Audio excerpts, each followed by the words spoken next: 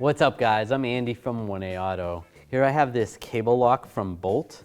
What's neat about this lock is it will program to your car. This one happens to be Chrysler specific. What you do is you open this up, take your Chrysler product key, insert it, turn it to the right, and then your key is programmed to this lock. And you can take this lock, go somewhere, slide this through here, slide that on there. Then when you want to take it off, take your key, insert it, take the lock off, and you're good to go. Get yours at 1aauto.com.